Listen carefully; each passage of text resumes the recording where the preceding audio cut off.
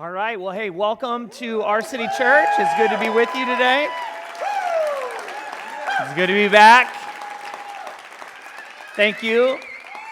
It's great to be back with you. If you are new today, my name is Pastor Chris, and my wife and I, Brenda, we pastor here at our city church, and it's a huge honor to have you today. If this is home to you, thank you guys so much for all of your encouragement and your love and your support of making our city church a church that cares more about the mission and the vision. And I loved that I got a chance to, within 10 months, to be able to take a couple weeks off, and the church thrived and grew and did well. And that's the sign of, I think, a healthy church. You never want a church dependent on just the one guy on Sundays and everyone only cares to hear him.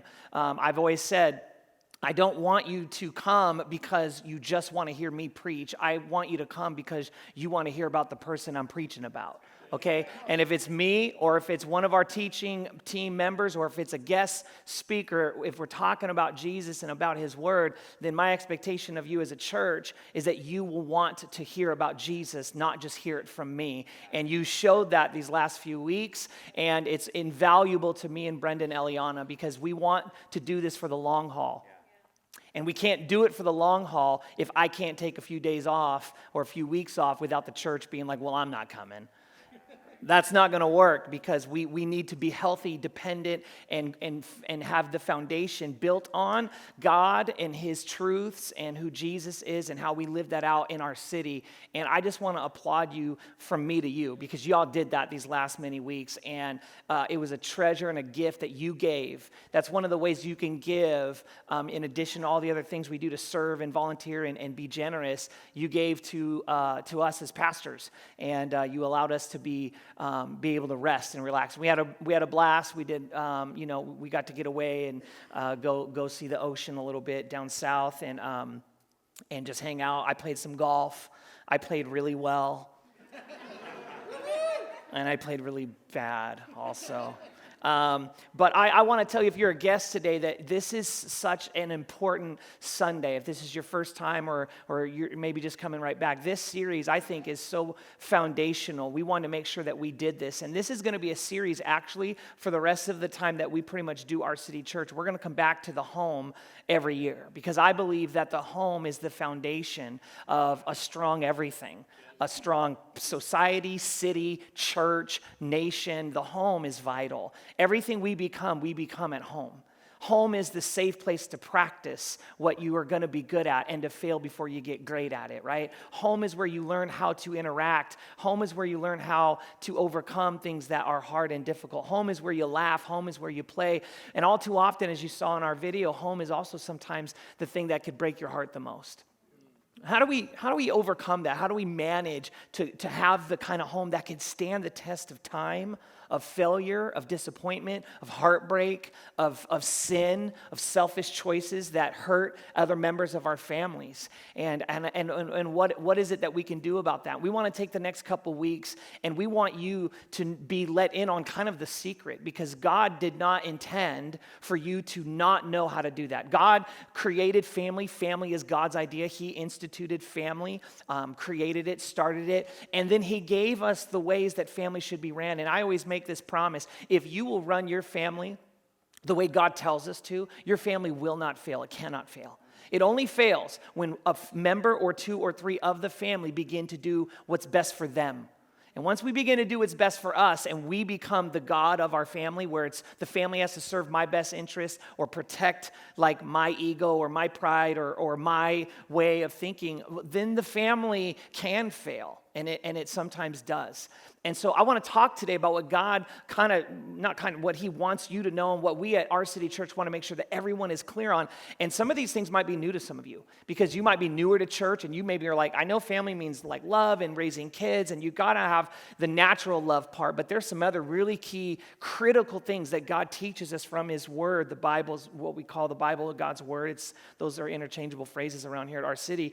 And I want you to know it. And if you're a guest or just getting back into church, this is really important, I believe, for the future of you. And if you're single today and you're like, hey, I don't really have, quote, my own family, then this is even more important for you than the people who have a family. And here's why. You got a chance to clean this stuff up and get this stuff right before you mess this stuff up. Okay? Because right now, you just have your heart to work on. You don't have to work on you and someone else's heart and kids learning from the messed up heart that you brought into the thing. Because we said this before, and I'll say it again. When you get married people, when they have marriage problems, don't have married people problems. Married people have single people problems that they brought into their marriage. You didn't fix your single people problems. You got married, and now your single people problems are messing up your marriage. And then when you got kids, you're messing up your kids. And God taught us how to deal with some of these things and how to institute certain things that would allow our marriages to be strong. So if you're single today, you're not married, even if you're seriously dating, this is a crucial series. I wouldn't miss a week. And if you have to for some work or whatever, then get the podcast and stay up on this, because I really do believe that this is the foundation of everything awesome, amazing God can do through your life, is what's going on in your home. And it starts with what's going on inside of you. And so if you have a Bible, I want to invite you today to open it to Deuteronomy chapter 6. If the Bible's new to you, it's in the first couple pages, actually, of the whole entire Bible. Genesis, Exodus, Leviticus, Numbers, then Deuteronomy. It's the fifth book of the Bible, so it's kind of early in the Bible there. And chapter 6 is what we're going to look at a little bit today. Before we get into it, I want to kind of set this up a little bit by talking about an epidemic that is taking place across America that I see. This epidemic took place in my own presence multiple times over our vacation. I saw it. I watched it happen on a screen multiple times. I saw it even multiple times. It happens more often for me in a coffee shop, which is weird. I see it in a coffee shop. And I want to talk about it today. I want to talk about the epidemic of the problem of baristas turning the new cash register screen around to you after you pay and forcing you to feel awkward about if you're going to tip them or not.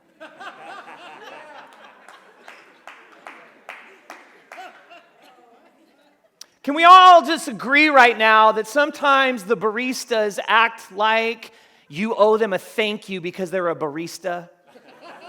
Has anyone experienced this? Like I'm telling you, this morning I got a coffee and I was generous because when I walked in, they're like, "Good morning," and I was like, "Yeah, that's what I'm talking about. I need a little bit of that before we get the juice in the morning." Okay, now, this is what happens, though. They don't have cash registers anymore, right? And they have these new little, computer screens. If you haven't seen it, I want you to see this. Okay, this right here, that's what they do. Now, you pay, and then they say this phrase like this: "Go ahead and just fill out the next screen."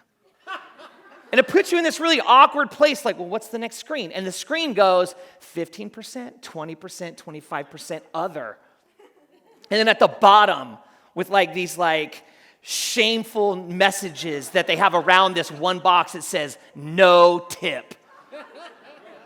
And then you're put into this awkward position where you're like, well, I want to be generous, but I usually only tip if you actually do something.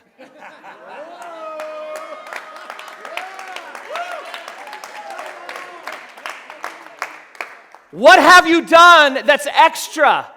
I tip when I go to a restaurant because you took my order, you refilled my drink, you went and got ranch, and then I forgot that I needed ketchup, and you had to go back a second time. Then my daughter messed up something, and you got to clean that, and then you got to bring the food, and if the food's not right, you're going to send it back. Like, you served me and my family, so I will be generous back to you because you gave me more.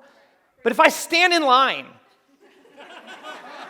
and you charge me $5 for a cup of coffee that I know is milk, beans grinded that are soaked with water, I know water nor milk, nor the porcelain you poured it in, nor the cardboard that is now biodegradable costs a combined $5 per cup. There's no way. You know what's built into that cup price? Your salary. And it's got to be a good one if you're getting me for $5. So, if you want a tip and all you're doing is making Jamba Juice, coffee, a basic thing, I'm sorry to inform the world over, you had better give me a little something extra if you want a little something extra from me. Because I don't believe it's and I really hate it when they do it almost like, I know I don't have to earn it because I know you're too insecure to say no. So they just turn the screen around and just walk away from you like, yeah, you'll give me the money because it feels too weird for you. I don't really have to work for it, but I'm going to get it anyways. And it's a trip. And here's what I do. As soon as they turn the screen over to me, if they haven't been nice, in my mind, I have this little conversation. Now, I got to tell you, when they first started doing it, they got me. And every time I gave them the 15%, I'm like, you didn't really earn that, and I'm giving it to you.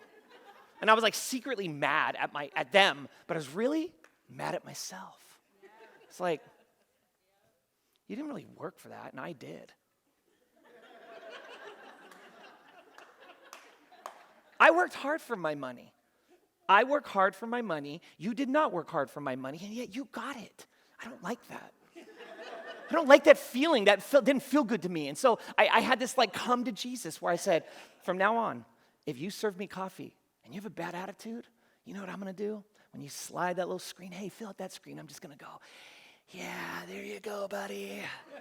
Here's your tip. Your tip is the next time I walk in, you better smile, because if you don't work as hard for my money as I did for my money, you don't get to have my money. I keep my money. Now, if you want to be sweet, you want to be smiley, you want to be kind, you want to give me service, you ain't met a better person. I am the most generous tipper that I know. Well, there's one more generous person in this room. They tip really, and I'm always like, man, I can't keep up with you, dog. But other than that, like I will be generous, but you better be generous with your customer service if you want me to be generous with my money. Does anyone else feel me on this, or am I alone? Okay, good. Now, if you're in here and you were like, oh my gosh, I didn't know that happened to anyone else, I just want to set you free today. I'm a full-service pastor. Our city church is a full-service church. We handle it all. Next time they slide that little box over to you, with full confidence, if you just evaluate, how did they treat you? Did they treat you extra? If they didn't, then you just go, no tip. Here's your screen. And then you bring that extra $1.15 and you give it to Jesus who did more, and then you'll be fine, okay? You need to get rid of that guilt. Hey, we're here to help you with that guilt. You bring it in on Sunday and you give it to Jesus, man. Be like, oh, I feel bad about this. Hey, don't feel bad. Jesus did all kinds of stuff for you that barista didn't do. You give that right on to the Lord Jesus. $1.15. Jesus, there you go. Isn't it good to be back together again? Did you miss me? I missed you. I missed you telling you random things that don't really matter.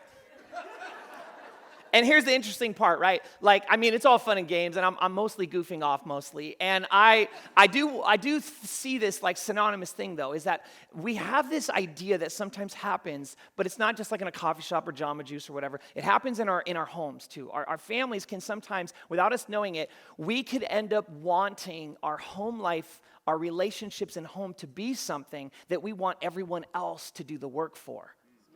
It's like, I want this experience in my family, but I want you to give it to me, and I don't want you to have a reason that you don't want to give it to me that has anything to do with interacting with me.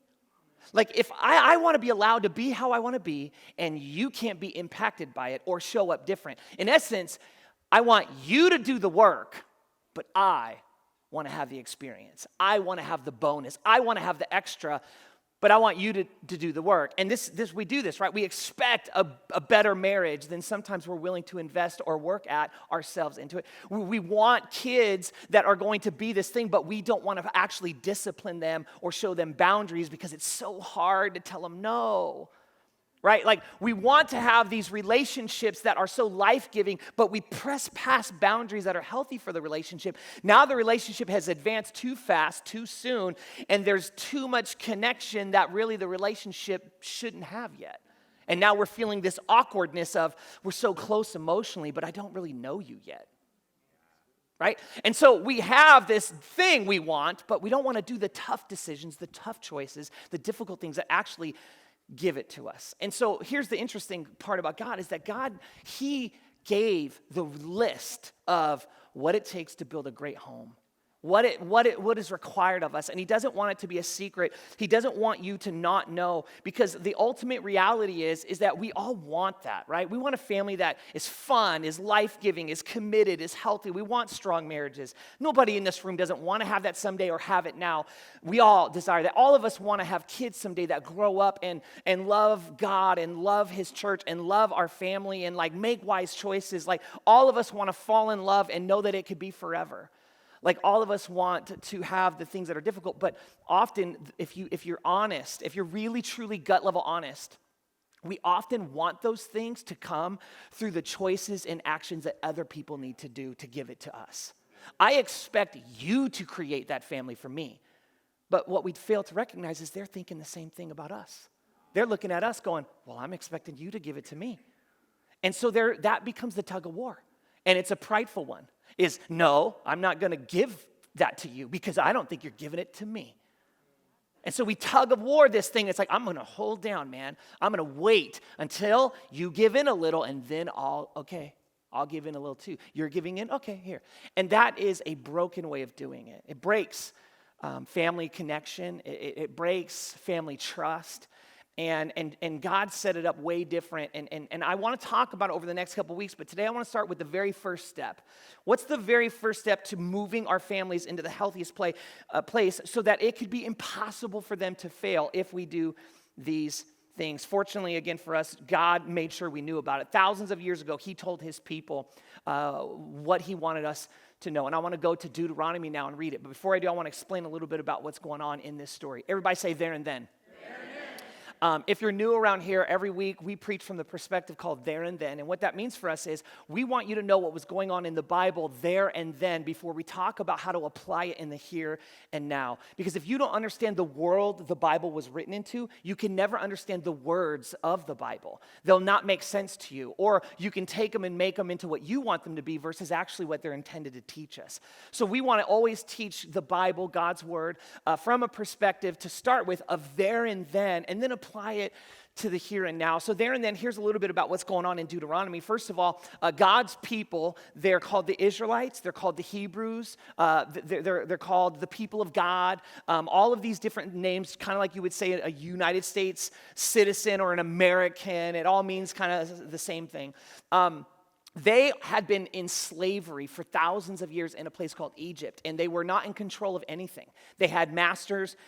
They were told what to do, when to do it. They were worked hard. It was slave labor. It was brutal and terrible.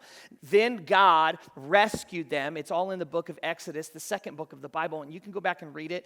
And so this is now where he's got them into their new place of the promised land, but he wants to teach them how to be his people. And they don't know how to be his people. And some of you understand that.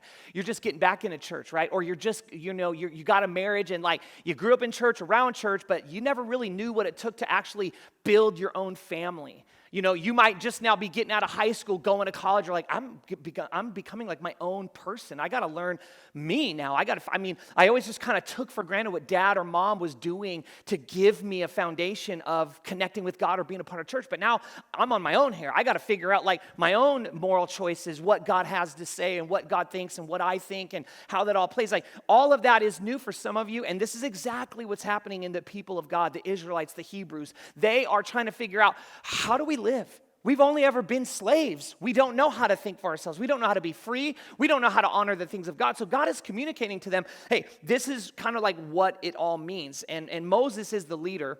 He's led them out. They're now in this new place. It's a promised land. And he's kind of letting them know, hey, you know how we got into slavery, right? We got into slavery by forgetting what it was about to be God's people. And we stopped being a nation that showed God to the world and showed God's ways and acted the way God wanted us to. And we started using that powerful connection with God to really just make it about ourselves. And that broke down the system, and Egypt was allowed to take God's people into captivity. They cried out to God, God, we will be your people, rescue us. And he says, you're my people, I'll rescue you. He rescues them, and now he's going to teach them, here's what I want you to do to be my people. And it's not just because I want to be some principle that lays out the law and you got to follow it. No. God's a relational God. He says, here's the things I want you to do because this will be the most life-giving experience you could have. I'm life. I'm God. I create life. I am life. I want you to have life. Life that is purpose-filled. Life that is abundant. Life that is amazing. He wants that. And so he's like, here's how you do it. This is how you do it. It would be like if you had a grandpa or a grandma that had the famous family recipe forever, and it was now going to be time for her to teach it to you. And you get to have the same quality, amazing meal that she's going to teach you the secret of how to do it. Now, is she doing it and saying, like it from an oppressive way? You have to use this much ginger. No, she's telling you, if you want it to be bomb, you got to use this much, okay? So I want you to understand the laws of God, because sometimes when people are new to church or even people who've been in church, we look at the laws of God and sometimes we do it like, well, where do you get off telling me how much salt to put in my life? And you miss it. You don't understand that he's like the bombest chef in the universe, and he wants to give you the ingredients to make your life life-giving. He is not there to oppress you, to lord it over you, to put you underneath his thumb and to squash you. He wants you to experience everything he had in his heart when he made you for relationship with him and with each other. So he's giving you ingredients, not rules. And I want you to learn how to see that differently so you can embrace the ingredients so you can have the meal, the life, the thing that God has for you later. Do you all understand what I'm talking about? So let's get into Deuteronomy chapter 6, verse 4. This is where he's going to say, okay, I want you to understand, you're free, you're not slaves anymore, and this is kind of what it's all about. It says this, verse 4, Hear, O Israel, the nation, the Lord our God, watch this, the Lord is one. Leave that up there for a minute. He says, I want you to know that I know you just came from a land that had a name for a God for almost everything you'd ever need. You had the sun god, Ra. You had the fertility god. You had the water god. You had the god of economics. You had these gods for everything. That part of dirt had that name of God. And then God comes to Moses and he tells Moses to tell the people, I want you to let them know that your God, the real God, he's one God. You don't need a bunch of different gods for all these things. I'm one of all of them. I am the God of all things. And I want you to understand that's different. You don't need a sun god. I created the sun. The sun reports to me. You don't need a moon god. I made the moon. The moon worships me. Like all of the things, all of creation is subject to me. I'm God. I'm the one God. And so this was a recalibration. And some of you understand that because you have gone to things for comfort that was not God for a lot of your life, and it didn't work. And so it's like, well, I know how to do this and this and this and this and this to kind of like pass the time, deal with my disappointments, deal with my frustrations. This is how I have processed. This is the way I've built my home. This is kind of the way we've gotten used to dealing with the things that bug us in our home. We blow up, we shut down, we push away, we neglect, we're silent for a few days. We do these things, and it's kind of normal in our home. It's just kind of like we kind of like all know that's how dad is, that's how mom is, that's about husband, wife, son, daughter, brother, sister. That's kind of like how we build our home. And God is coming into this situation saying, hey, I know that's what like you used to see, used to think it was just like we have all these different God. No, there's one way to do this, and it's me, and I want you to understand that. So he's setting up principles here right away. Then he goes on, the Lord is one. Love, verse 5, love the Lord, your God, with all your heart, and with all your soul, and with all your strength. These commandments that I give you today are to be upon your hearts. Wow, this is so different.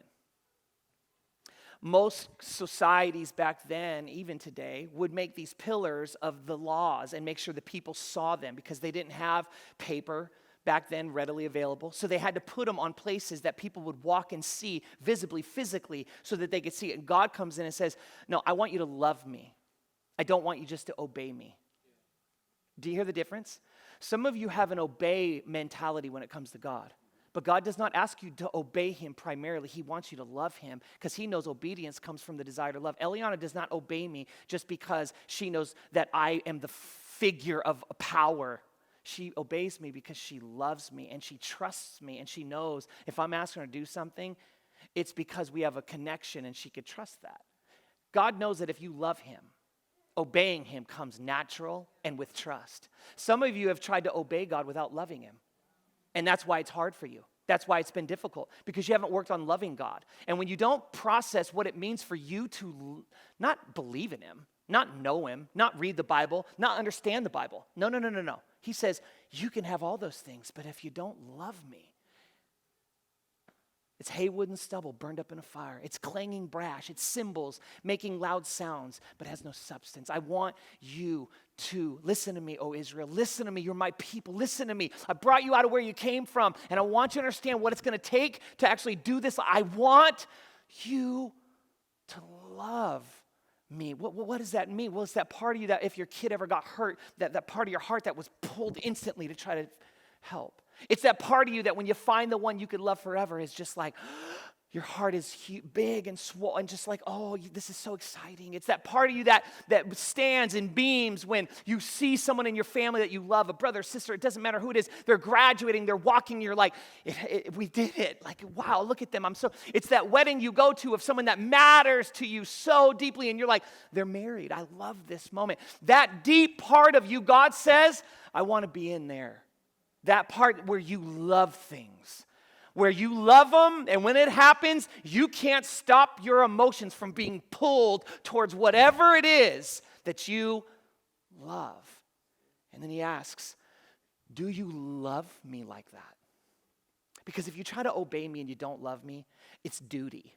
It's not relationship. And some of you have never understood why it is that your relationship with God feels like duty to you.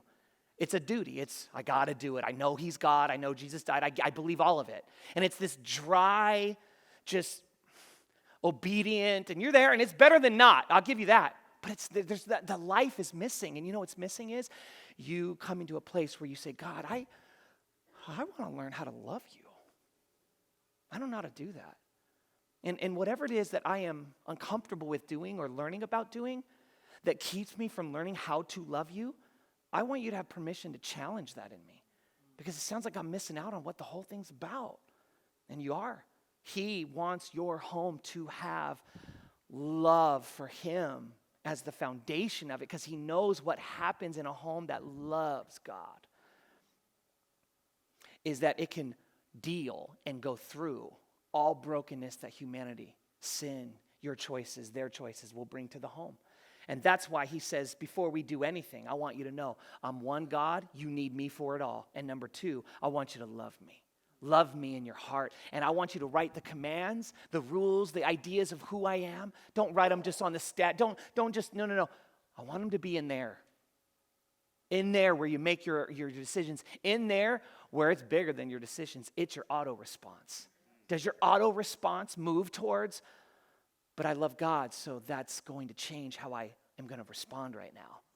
Or it's going to change the way I apologize for the way I did respond that didn't look or act or sound like I loved God. And that matters to me, so I can't just be okay with it and just, well, she had it coming, so whatever. Yeah, she does it too. Well, he's just like that too, so whatever. And we allow our behavior to be disconnected from what we say we want to experience with our love for God, and God knows that about us. So he says, get love in there, because if you will love me, even when you don't act like it, that will be a tension for you that you will be like, I got to get rid of that because I don't like the way that feels.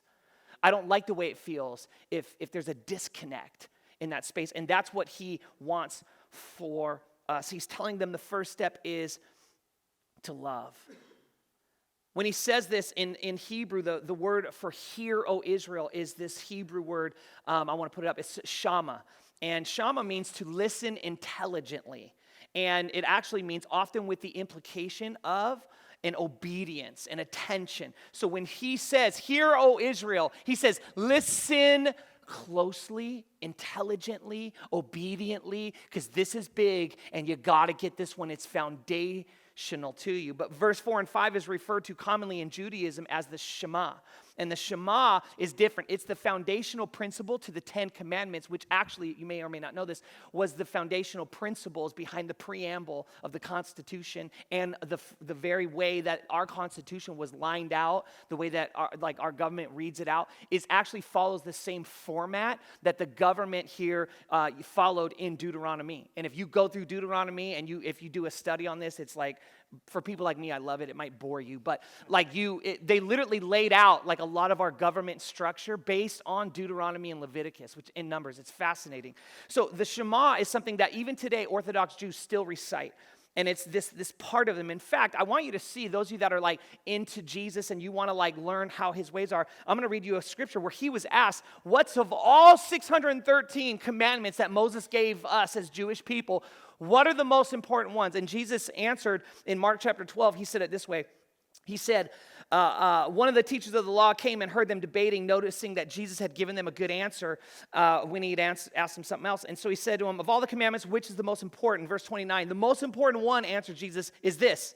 And then he quotes what we just read. The very first thing he told his people when they came out of slavery, when they were learning to be his people, when they were setting up their new homes and their new society and setting up what it was going to mean to live out marriage now that they don't have husband being beaten or wife having to go like clean the palace of the Egyptian leaders. No, this is now what it means to do it. He quotes, "Hear, O Israel, the Lord our God, the Lord is one. Love the Lord your God with all your heart and with all your soul and with all your mind and with all your strength." And then he says, verse 31, the second is like it. Love your neighbor as yourself. There is no greater commandment than these. It's so interesting that before he gives them parenting advice, he tells them how to lead themselves. He doesn't say, here's how I want you to parent. He says, here's how I want you to know me. Listen, mom and dad, you can never, ever, ever parent better than your connection to God. You won't be able to do, you could read, you can Google, you can learn, you could do it all, every podcast and have it down, and you'll do good.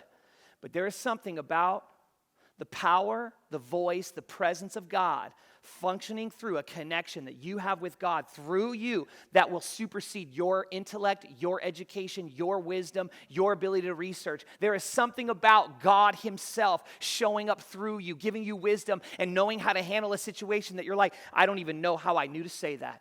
And you get that when you are plugged in to him. And the more you plug in, the more you're charged. My phone is really interesting. The less I charge it, the less it works.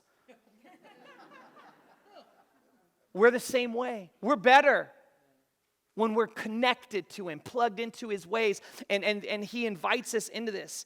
And the reality is, you can't lead your family somewhere you're unwilling to lead yourself. You can't, because your family will do what you do, not what you say. Did you hear me? They do what you do, not what you say. You could say, hey, this is what I think about it, but if you don't act like that, or if they watch your face be different towards the things that like you really, they're going to be like, that's what I really think. I heard, was it Billy? It was Billy Graham said this about Ruth Graham. Said, if my kids would have believed half the things that my wife Ruth said about me, then I would have been the greatest man next to Jesus to ever walk the earth. See, that's making sure that dad, while dad's out doing whatever, that the kids get to hear the best about dad. Not, well, dad's gone again, preaching to all of Korea. Where's dad? Well, he's meeting with President Reagan again. Nuisance, not going to make it home for dinner tonight. He's in the White House. And so we have this opportunity to be able to demonstrate what it is that our kids need. We try to get our kids to live and believe before ourselves are really living and believing it sometimes. And they are going to watch us and desire to be like us. I want you to know that God wants their heart first to watch your heart connect with him. That's what God wants. God doesn't just want them to do the right thing. To want the behavior changed is an appropriate parent response.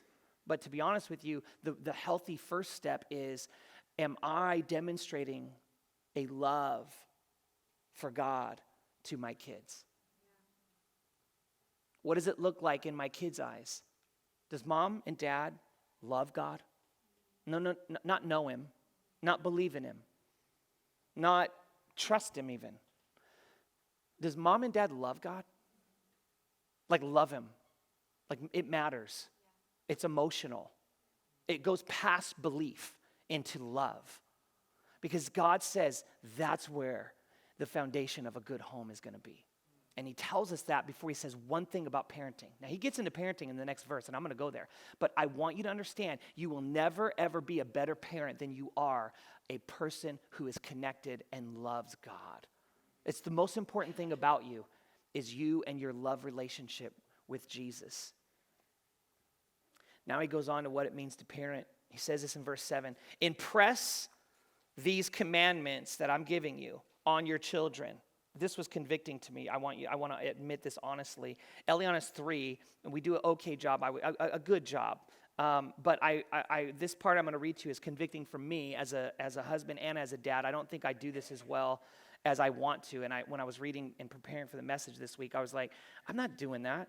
I mean, I do it with a little bit, but not really. And this is what he said. Impress them on your children. Watch this. Talk about them when you sit at home and when you walk along the road, when you lie down, and when you get up. Do you see the picture there? Listen. Sometimes we get into the rules. Remember what I told you? He wasn't trying to get you just to obey. He was trying to get you to have a love. Do you hear it? Listen. Some of you grew up so religiously, as soon as I give you a list, you're like, yes, a list I can do. Stop with your list. He doesn't want you just to follow the list. He wants you to love him. Do you hear it? The love.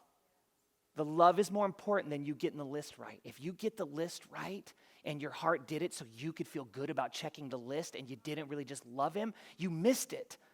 You missed him and you served you.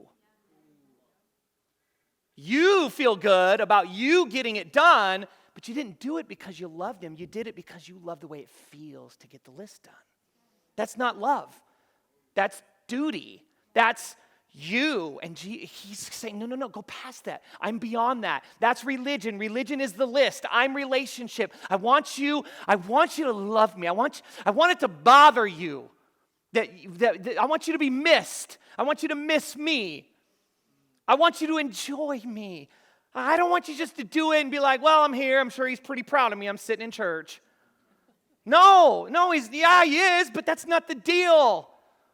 I don't want you just to show up and then be like, yay, I did it. I want you to show up and something inside of you is like, I love you. And I want to learn how to love you more. I want to invite more of your love into my life. And this is so different in their day than what they knew about God. And it's even different for a lot of us in our day. And he's bringing and drawing us this place and says, I want you to have a picture.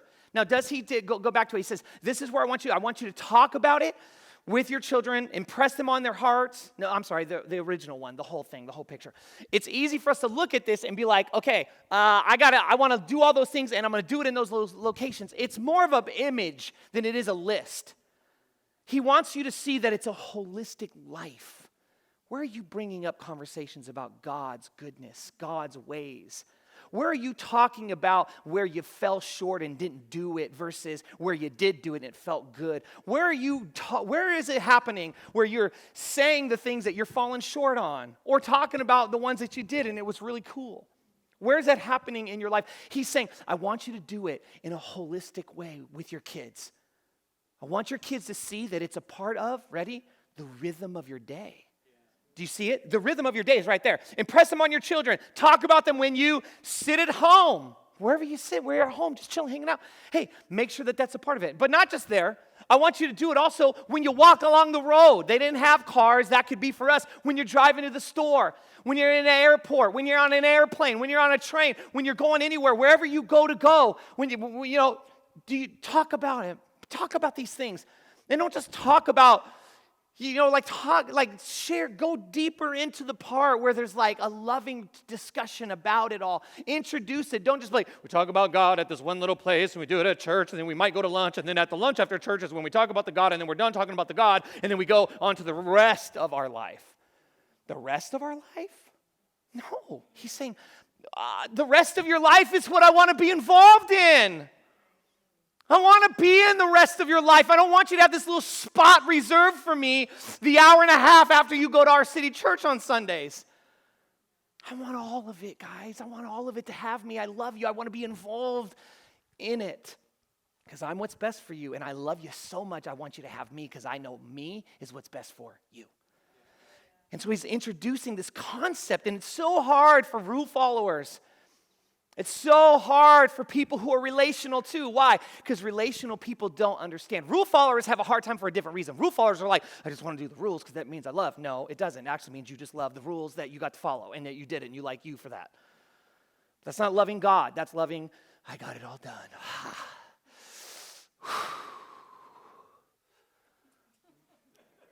Water. But listen, the relational ones in the room, I are one of you.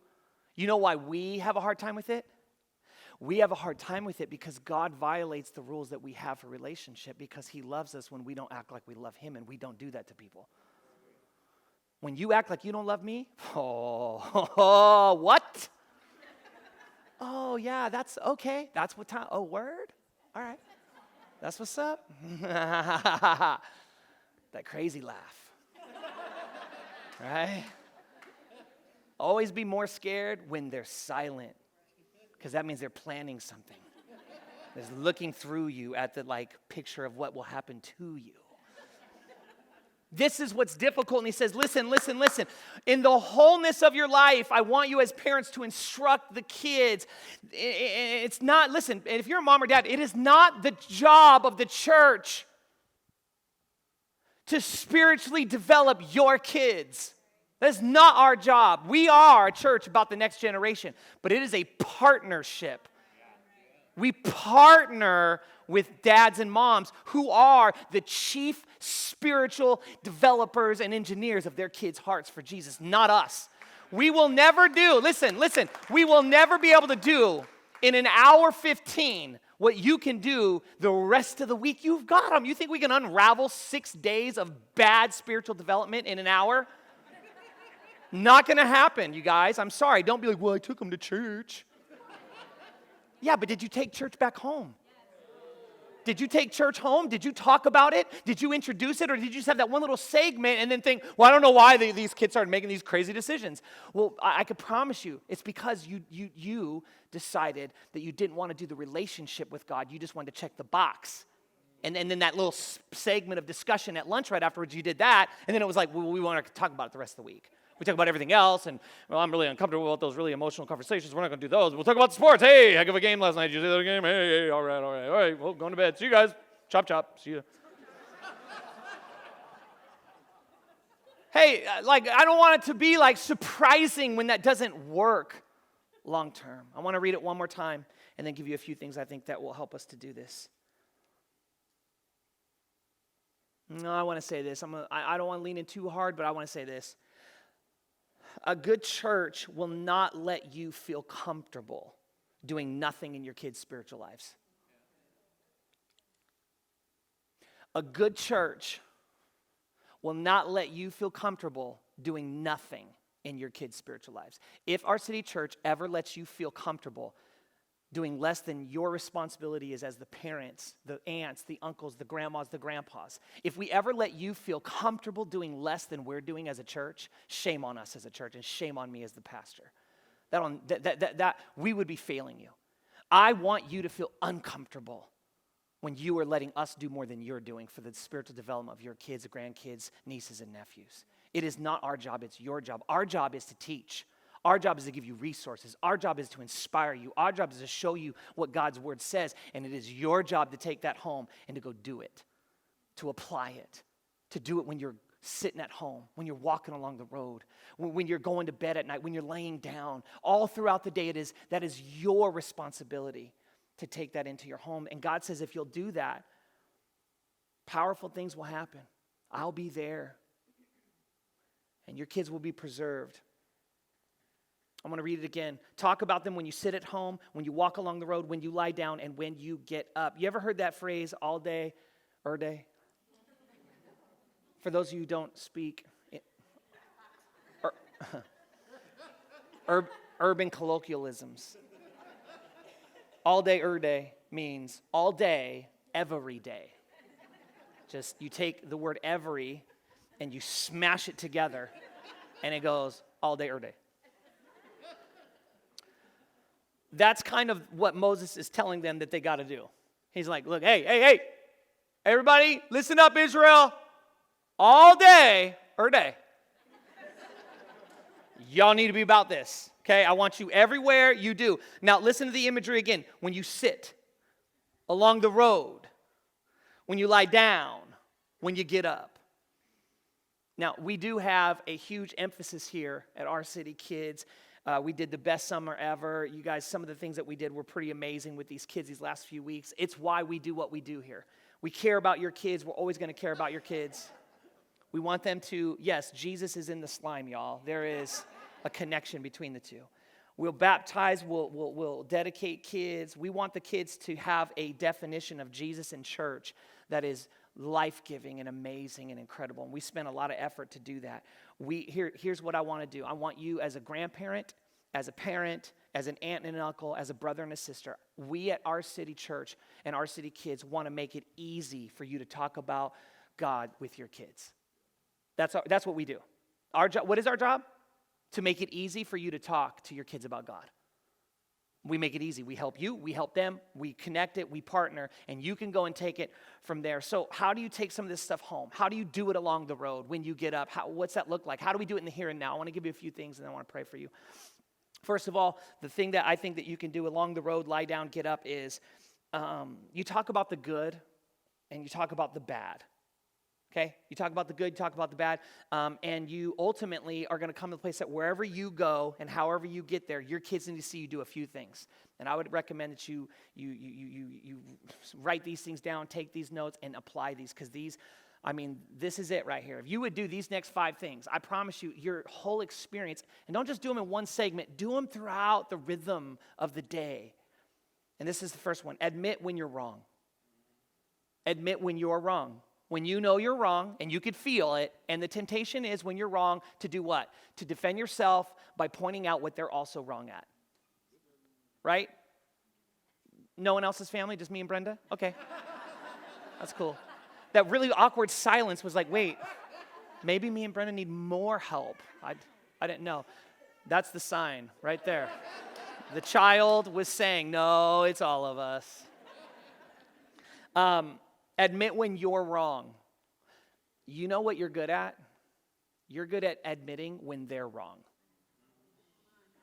You're so good at that. You know how to admit when she's wrong. You know how to admit when he's wrong. You're so good at it. But as soon as they bring up something that you're wrong at, all of a sudden it's like, shing. What? Right? Wolverine's out. Don't you ever wish they had a girl Wolverine, by the way? I'm like, that's not, it's like both. Is there? Whoa, I didn't know. Our comic book sage genius on staff, Pastor Jesse Kretzu, informed me there is a female Wolverine. What's her name? Wolverines? Huh? We're done? Sorry. My whole mess, just throw this out. Admit when you're wrong. Listen. If your kids are ever to admit when they're wrong, they're going to learn it by watching you do it with each other. Never get mad at your kids when they can't admit they're wrong. Ever. When they grew up in a home that never saw y'all do it. If they didn't see you say, you know what, yeah, you're right, I did do that. That's what I did. I'm sorry. They will get really good at apologizing and owning their incorrect behavior when they grow up in a home that watches a mom and a dad do it with each other and do it with them. And it's so vital that you grasp that. So make this a rhythm, a part of your life. Some of you, the rest of the list I'm about to give you, it doesn't even matter, because this is the one causing so much decay to connection in your home. So I'm going to do the rest of the list because I want to be holistic here, but I don't know who you are, but I can sense right now there's a few of you in this room. It don't matter. The rest of this list, you could get it all, but if you keep missing this one, you're going to keep driving a wedge between you and the kind of home God wants you to build, okay? Now, here is the rest of the list. Struggle with answers. Don't always have the answers. Don't always have the answers. Struggle with them. You know, that's a great question, honey. I've asked that before too. Here's what I believe. Here's what I base my life on. And here's what I think God does. But I want to be honest with you that the emotional side of that is sometimes a challenge. That's healthy. You don't always have to be like, here's the answer, this is what the Word of God says, and this is, by golly, what we do around here. You know, that's off-putting. There's no discussion. I'm not saying the discussion should be about whether it's true or not. I'm saying the discussion should be about how we feel about the fact that it is true. Did you hear the difference? That's an important difference for some of us to make when we talk about it. Next one is face your weaknesses. Face your weaknesses. You might think you're doing a really great job of pretending and no one can tell what your weaknesses are. Can I let you in on a really bad secret that everyone else knows but you, seemingly? You're not fooling anybody. Everybody knows what your weakness is. They're just afraid to tell you because you act like your weakness. Nobody will tell it to you. But it's not like they don't experience it and feel it and have to deal with it. It's just that they don't really want to get into the back and forth with you to say it to you. So guess what? There's no way out unless you face it. If you wait for them to get the courage to tell you all the time, trust me, they've had courage. It hasn't gone very well. You know who needs to have the courage? Not them to tell you to tell you. You talk to you about it. You let God convict you and say, hey, that right there, that's not life-giving. That's protecting. That's defensive. That's dismissing their experience. Listen in and validate that. Let them have their point of view and share it with you. Just because they experienced you in a way that wasn't fun for them, it doesn't mean it's a definition of your value to the universe. You're still wonderful and valuable.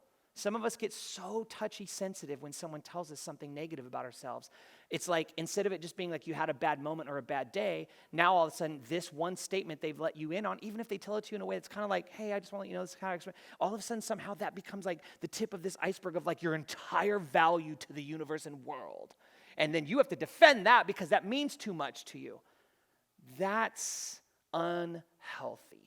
That means you got to do work because a lot more is going on underneath the surface than on top of the surface. I've used this illustration before, but I want to say it again. If a pebble hits the ocean and a tsunami happens, that means something underneath the ocean is the problem, not the size of the object that hit the water. The size of the waves should be in direct proportion to the size of the object that hits the water. And so when someone gives you like some feedback on how you acted and you erupt, that means it's not what they said. The pebble wasn't that big of a deal. It was the earthquake happening underneath at the floor of the ocean in your heart that caused the big destruction.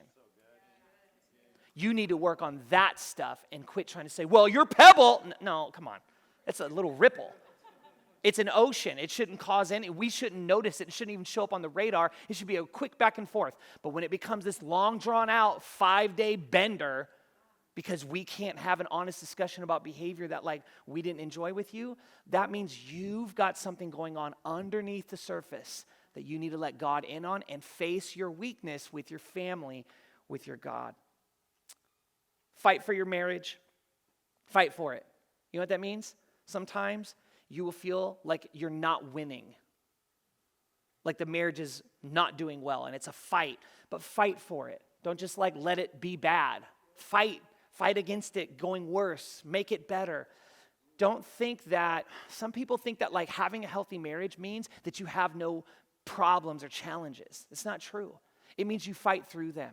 And you get on the other end of them. And you get the help you need. And you have a corner you go back to where you got somebody back there rubbing your shoulders, talking to you, dealing with you guys, and helping you learn how to properly work out the relationship. And the last one is bring God into your everyday. I think that is a big part of what they wanted us to do.